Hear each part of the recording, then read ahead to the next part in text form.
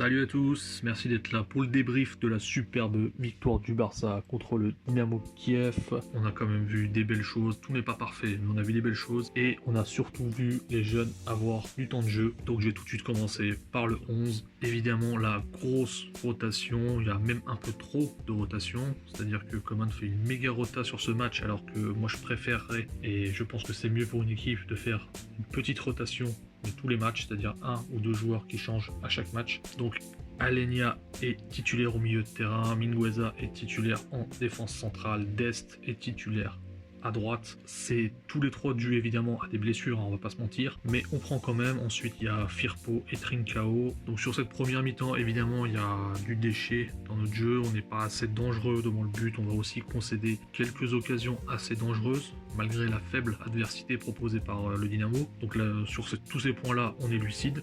Par contre il y a un point quand même très positif, c'est la mobilité qu'on a eu dans le secteur du milieu de terrain et la contribution qu'a eu le pressing au milieu de terrain et aussi la ligne d'attaque. Donc on a pressé mieux et plus groupé, on va le voir tout à l'heure sur les séquences. Sur la deuxième mi-temps, donc là il va y avoir un tournant du match, c'est le penalty qui est pas sifflé pour le Dynamo Kiev. L'anglais fait encore une faute inutile, l'arbitre ne bronche pas, la VAR non plus, heureusement. Pour moi il y a clairement penalty et je pense que avec la VAR pointilleuse qu'on a en Liga, le penalty il aurait été accordé. Donc c'est toujours la même histoire, l'anglais il doit faire attention à ça, surtout quand on est à 0-0 dans un match. Donc quelques minutes plus tard, on aura l'ouverture du score de Dest, qui est pour moi clairement l'homme du match. Il a fait un match triple XL, il ne doit plus sortir du 11, ce mec doit être titulaire en latéral droit devant Sergi Roberto. Il sait absolument tout faire, offensivement il provoque, il dribble, il passe, défensivement il est propre, il couvre, il gagne ses duels. Il n'y a aucun domaine, il n'y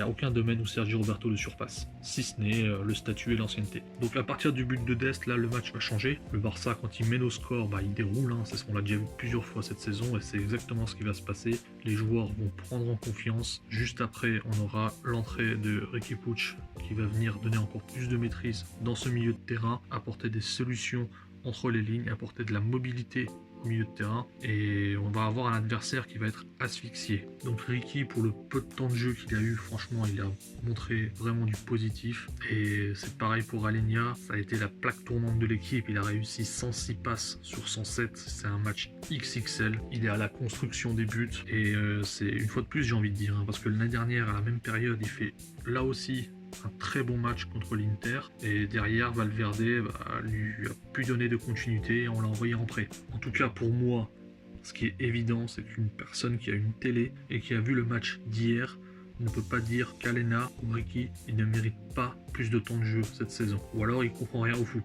ce qui est souvent le cas malheureusement. Mais clairement les deux ont montré qu'ils méritaient le temps de jeu, et toutes les personnes qui ont dit qu'Aleñá et Riqui méritaient du temps de jeu en ce début de saison, finalement ils avaient raison. Le match d'hier en est la preuve. Pour ce qui est de Mingueza, lui aussi il a tenu son rang, c'est exceptionnel pour une première titularisation en A. Il a réussi quasiment toutes ses interventions, sa relance est bonne et aussi audacieuse, c'est-à-dire qu'il ne tente pas forcément des passes faciles vers son latéral droit, comme Piqué s'est habitué à le faire ces dernières années. Non, il va chercher des passes qui cassent les lignes, et ça c'est un vrai plus. Ensuite il y a Trincao qui lui s'est fait un peu taper dessus, parce qu'il a tenté beaucoup de choses, il a parfois trop tenu la balle, c'est vrai. Après je pense qu'il a aussi besoin de plus de temps de jeu, surtout pour comprendre ses coéquipiers, pour réussir à créer avec eux des automatismes sur le terrain. Certes son match n'est pas exceptionnel, mais rien d'alarmant je pense, il faut lui laisser du temps. Coutinho quant à lui, je m'attendais à beaucoup plus de sa part dans ce match. Quand Messi est pas là, je m'attends à ce que lui il step up, qu'il prenne ses responsabilités. Là c'était clairement pas le cas, il a montré pas mal de déchets dans son jeu. Maintenant si on regarde globalement, on a Mingueza, Araujo, Pedri, Aleñá, Riqui, Dest, Trincao et surtout Ansu Fati. Le Barça a toute une génération de jeunes joueurs, très jeunes même, qui sont prêts à jouer en A, qui ont le niveau au moins pour la rotation. Et la reconstruction de cette équipe, ça passe par ça. Si Coman veut reconstruire le Barça, ça passe par le temps de jeu qu'il va donner à tous ces gamins. C'est pas en titularisant à tous les matchs nos dinosaures qu'on va reconstruire le Barça, c'est pas cohérent. Et dans une saison où tu joues tous les 3 jours, la rotation c'est important. Et ça je le dirai jamais assez. Et pour moi, ce vivier de jeunes qu'on a au Barça, c'est un avantage considérable qu'on a sur les autres équipes cette saison. Très peu d'équipes, si ce n'est aucun, n'a la chance d'avoir autant de joueurs de qualité qu'a le Barça dans son équipe en B. En plus, on a un coach en B qui travaille parfaitement avec ces jeunes. Voilà, donc on va passer aux séquences. La première séquence, c'est en fin de première mi-temps. On est en possession et on va perdre le ballon assez bas. Du coup, Kiev va pouvoir contrer. Alors regardez, à ce moment-là, on a Pjanic qui est là, Aleñá est là et Pedri est là. Là, on va dire qu'il y a à peu près 20 mètres entre Pedri et Pjanic. Juste après la passe en profondeur, Aleñá et Pedri vont se mettre en mode sprint. On le voit à l'image. Pjanic, lui, il jette un coup d'œil derrière lui et ensuite il trottine. Pourtant, il y a ce joueur-là qui va filer comme une balle. Et ça le suit pas. Là ici on est à l'entrée de la surface, Aleñá et Pedri et même Firpo ont rattrapé Pjanic. Par contre ce secteur là d'entrée de la surface, il y a personne pour le défendre tout simplement. Parce que Pedri et Aleñá ils sont partis de trop loin, mais Pjanic lui il aurait dû se présenter ici en faisant l'effort pour bloquer une potentielle passe en retrait. Et au final si on avance on voit que c'est Pedri qui va faire l'effort jusqu'au bout. Mais c'est insuffisant, l'adversaire est toujours devant. Donc on a toujours ce même problème dans cet espace-là. Et on a toujours ce sentiment de suffisance de nos joueurs expérimentés. C'est des joueurs à statut, les Busquets, les Pjanic, les Frenkie, qui ne font pas des efforts sur ces séquences-là pour revenir assez vite, pour couvrir. La deuxième séquence, là on est sur une séquence de pressing, donc là on va perdre la balle. C'est Pedri qui loupe sa passe et derrière on va tout de suite presser autour du porteur. On les oblige à aller sur le côté dans un premier temps, puis ensuite à jouer derrière. Braithwaite il fait parfaitement son travail de pressing, Coutinho aussi, Pedri aussi. Donc ensuite ils vont repasser par le gardien, on les oblige.